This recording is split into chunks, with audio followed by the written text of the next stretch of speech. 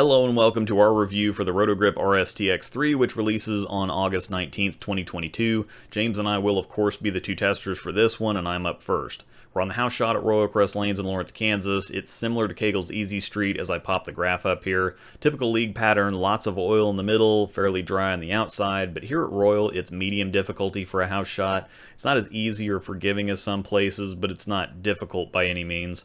Tech specs for the X3 are a 253 RG, which is technically medium, but that's quite high for an asymmetric ball.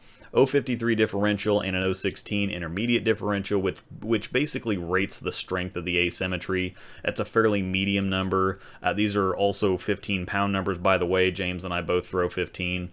Microtrax hybrid for the cover, so it's the same makeup on paper as the RST X1. However, the X3 is 2 parts pearl and 1 part solid versus the X1, which was 1 part pearl and 2 parts solid. Also, the X3 comes at 4K fast rather than the 3000 grit that the X1 came at. I'm going to be moving around testing this one out and seeing what it does. I attempt to play straighter first, continue to chase it deeper and deeper, and then return at the very end to where I think the best line with it is. The X3 follows the infinite physics and reality check in the sense that it doesn't feel very similar to the previous balls on the line. The X1 and X2, which I'll show brief comparisons to here in a minute, dedicated more in-depth comparison video coming soon, those two were clean and fairly responsive, and the shapes were halfway between round and archy. The X1 was a fair amount stronger, earlier, and smoother than the X2 because Microtrax that's on the X1 and X3 is quite a bit stronger than E-Trax that's on the X2, but as you've already picked up on, the X3 is very strong and very heavy rolling. It wants to start up much earlier than either of the two balls before it. It looks and feels like what I'd expect from a gem hybrid rather than a new RST. My mechanics have recently improved somewhat, and even starting further inside than I usually do, you saw earlier that there was just no prayer of keeping it on my side of the head pin, despite the ball getting off my hand in much better shape than it has for a while. The X3 reminds me a lot of the Parallax Effect, which had nearly the same core numbers actually, and was also very early and diggy for that high of an RG. However, it also suffers somewhat from the same issue as the Effect did for both me and James. It's so early yet still so responsive on friction that it forces us both deeper than we want to be, but then wants to wiggle and miss the spot if you get too firm with it. While this isn't anything I'll have much use for, I think this is going to be a monster for two-handers and those that like to slow hook the whole lane. Like I said before, think hybrid gem, Parallax Effect, super strong hyped hybrid, that type of general overall heavy rolling and chuggy but still sharp and slightly forward motion. Last couple shots here is where I'd line up with it. It's too early / strong from straighter than this, and it's too sensitive from deeper. Right here is where I can stay inside of it and feed it out.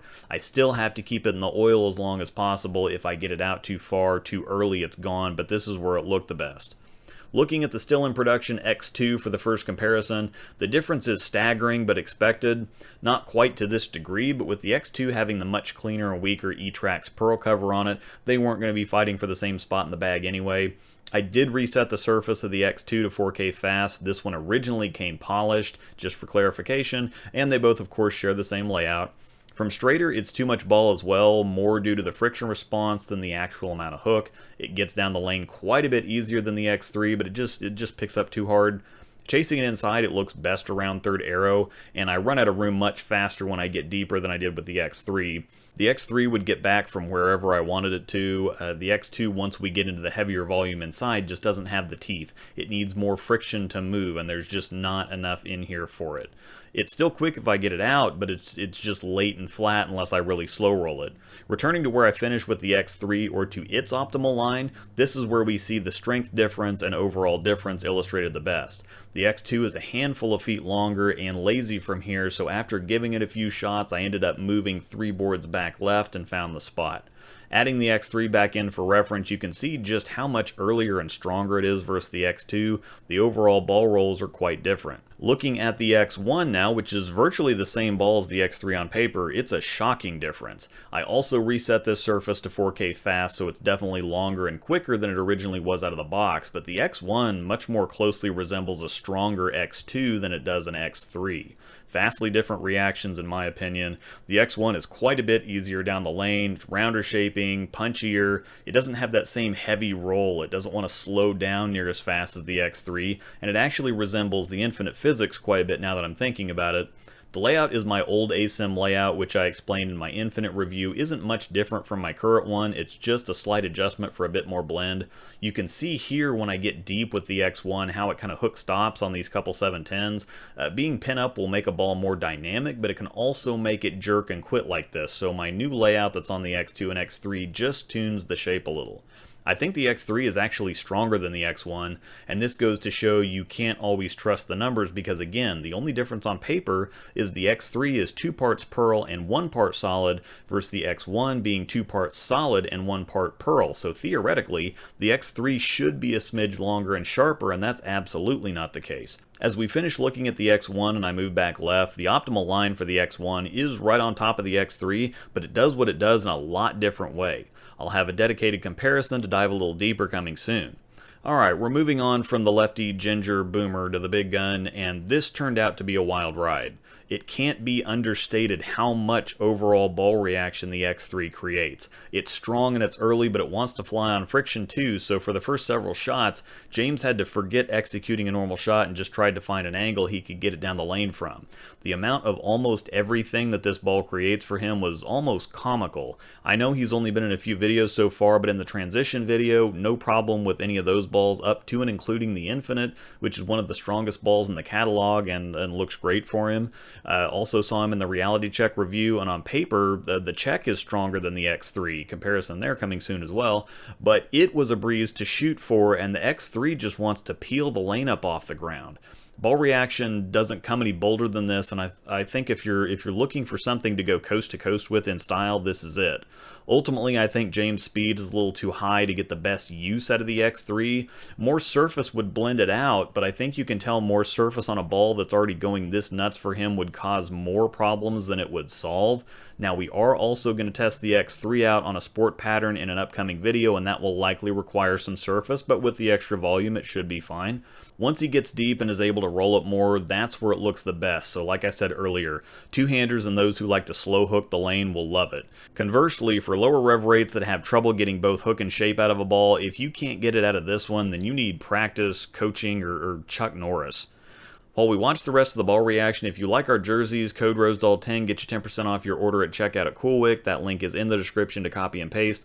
Follow my Bowler's Mart link in the description for your bowling needs. That link associates your purchases with me, which helps me out quite a bit. Plus, I do earn 5% commission when you use the link, so thanks for using that.